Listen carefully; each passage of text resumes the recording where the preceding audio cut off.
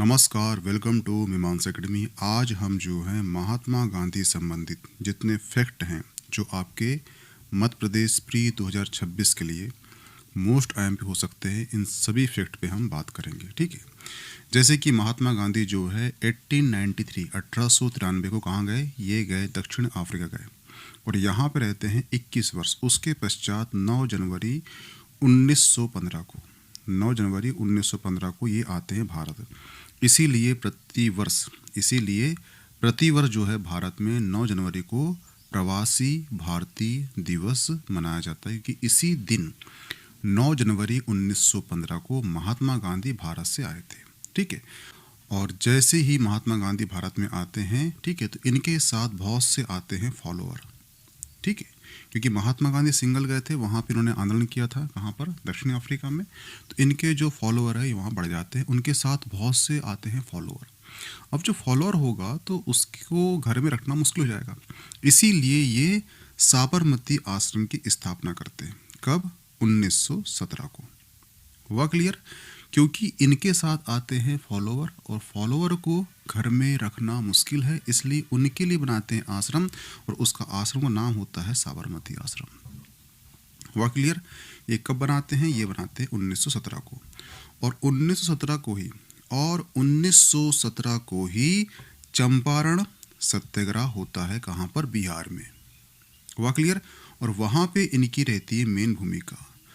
और महात्मा गांधी का नाम जो है इस आंदोलन के पश्चात पूरे भारतवर्ष में गूंज जाता है। ठीक है, क्योंकि महात्मा गांधी का जो काल है वो है 1915 से लेकर 1948 तक काल है। इसलिए महात्मा गांधी काल कहा जाता है कि अब तक जो इशू थे, ठीक है, वो बटे हुए थे। यानी कि जो अपर क्लास है, जो मिडिल क्लास है और जो निचला क्लास है, ये आपस में मिल नहीं पा रहे थे। परंतु महात्मा गांधी के आते से ही और चंपारण सत्याग्रह होते से ही जो इशू था रीजनल, महात्मा गांधी ने उस इशू को नेशनल बना दिया और सफलता प्राप्त की। ठीक है, इसीलिए महात्मा गांधी का काल कहा जाता है 1915 से लेकर 1947-48 के मध्य का काल महात्मा गांधी काल कहा जाता है। हुआ क्लियर? इसके पश्चात आता है 1918। 1918 में अहमदाबाद मजदूर आंदोलन में इनकी मूल भूमिका रहती है। इसके बाद क्या होता है? 1919 आता है और यहाँ पर जो है वर्ल्ड वॉर 2 होता है समाप्त और जो खलीफा पद है उसको समाप्त कर दिया जाता है। और महात्मा गांधी जो सोचते हैं कि ये अच्छा मौका है हिंदू मुस्लिम एकता को दोबारा से स्थापित करने का, और खलीफा आंदोलन शुरू होता है पूरे वर्ल्ड में। तो इसी के सपोर्ट में महात्मा गांधी भारत में खलीफा आंदोलन मूवमेंट चलाते हैं और इसको लिंक करते हैं किससे? वो करते हैं असहयोग आंदोलन से।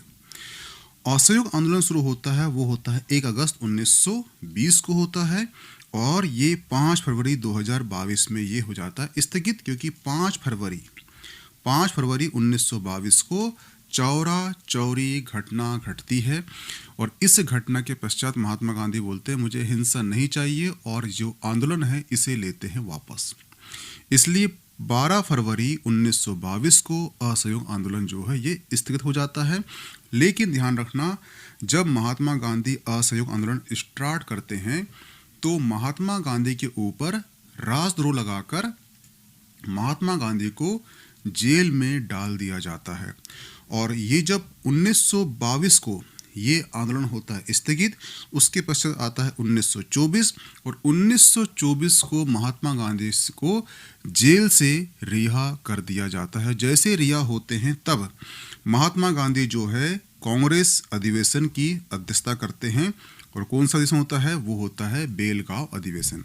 तो क्वेश्चन ये भी करता है कि महात्मा गांधी ने किस अधिवेशन की अध्यक्षता की थी? तो वो कहाँ पे हुआ था? तो वो हुआ था बेलगांव में हुआ था।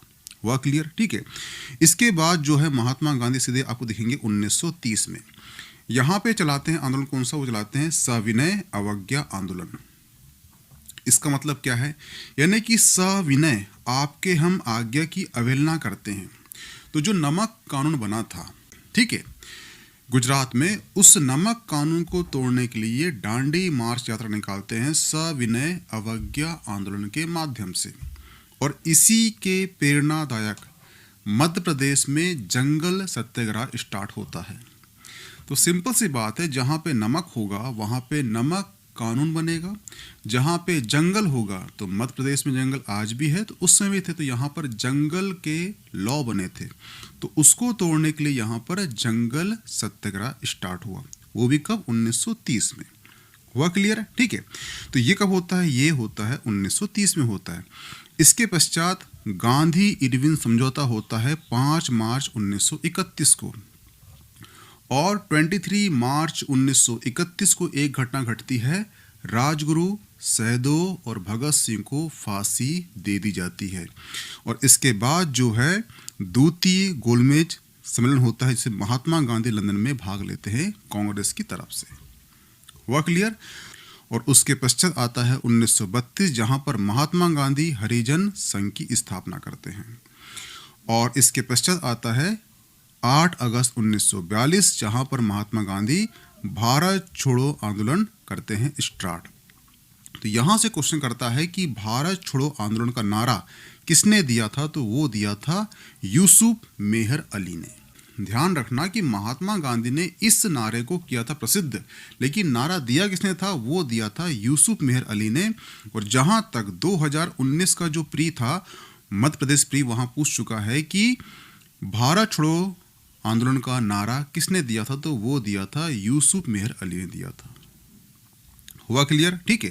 तो यहां से इतने क्वेश्चन करेगा। इनके कुछ और फैक्ट हैं, जैसे कि इनकी प्रमुख पुस्तक कौन सी है? तो ये है इंडिया ऑफ माई ड्रीम, अनासक्ति योग, गीता माता, the story of my experiment with truth, यानी कि इनकी आत्मकथा है, सप्त महाव्रत, हिंद स्वराज, ये इनकी मोस्ट IMP बुक है। इनके कुछ प्रमुख समाचार पत्र है, जैसे कि Indian Opinion, the green pamphlet, young India Harijan, ये सारे आपको याद होना चाहिए। और इनका जो बर्थडे आता है वो आता है 2 अक्टूबर को, और 2 अक्टूबर को इनके जन्मदिन के दिन अंतर्राष्ट्रीय अहिंसा दिवस मनाया जाता है। हुआ क्लियर? इनके राजनीतिक गुरु कौन थे? तो वो थे गोपाल कृष्ण गोखले, ये ध्यान रखना। ठीक है। तो यहाँ से इनके महात्मा गांधी के सारे जो क्वेश्चन जो अब तक आ चुके हैं, आने की संभावना है, ये सभी क्वेश्चन इस एक छोटे से लेक्चर से समाप्त हो जाते हैं। इससे बाहर क्वेश्चन नहीं जाएंगे, तो ध्यान रखना। ठीक है। मिलते हैं नेक्स्ट टॉपिक में। Okay, thanks. इसकी PDF मिल जाएगी आपको मीमांसा एकेडमी के टेलीग्राम ग्रुप में, तो प्लीज़ ज्वाइन कर लीजिए उसे।